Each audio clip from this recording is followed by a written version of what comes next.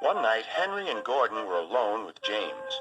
Although Sir Topham Hatt was beginning to think well of him, whenever a chance came, the other engines would talk of nothing but bootlaces.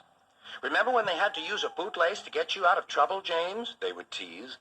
James tried to get back by talking about Henry, who got shut up in a tunnel, and Gordon, who got stuck on a hill, but they wouldn't listen.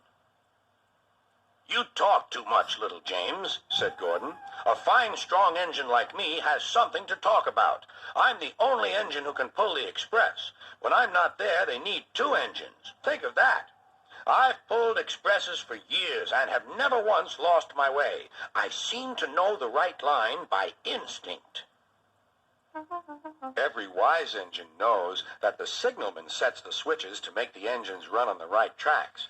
But Gordon was so proud he had forgotten. "Wake up, James," said Gordon next morning. "It's time for the express. What are you doing? Odd jobs? Ah, well, we all have to begin somewhere, don't we? Run along and get my coaches. Don't be late."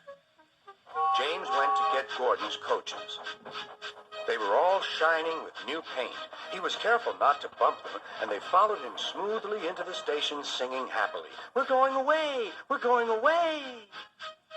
"I wish I were going with you," said James. "I should love to pull the express and go flying along the line."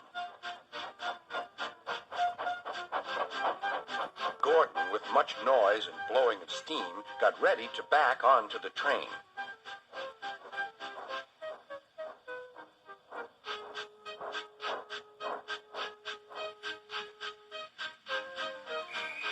Sir Topham Hatt was on the train with other important people, and as soon as they heard the conductor's whistle, Gordon started. "Look at me now," he puffed, and the coaches glided after him. "Goodbye, little James. See you tomorrow." James watched the train disappear and then went back to work. He pushed some freight cars into their proper sidings and went to fetch the coaches for another train.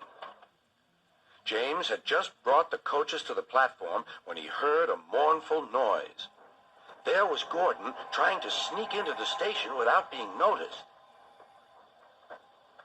"Hello, Gordon. Is it tomorrow?" Gordon didn't answer. He just let off steam feebly.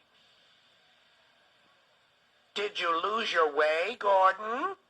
"No, it was lost for me. I was switched off the main line onto the loop. I had to go all round and back again."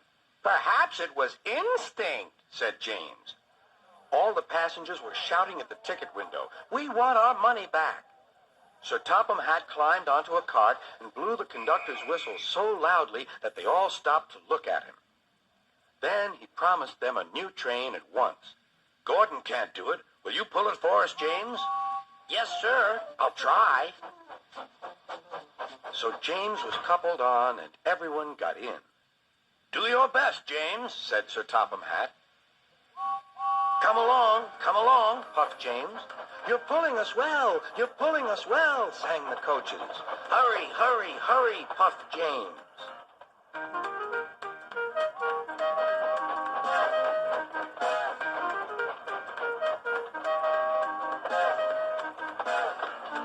Bridges and stations flashed by. The passengers cheered, and they soon reached the station. Everyone said thank you to James, and Sir Topham Hatt was very impressed. "Well done. Would you like to pull the express sometimes?" "Yes, please," answered James. Next day, when James came by, Gordon was pushing freight cars. "I like some quiet work for a change," he said. "I'm teaching these cars manners.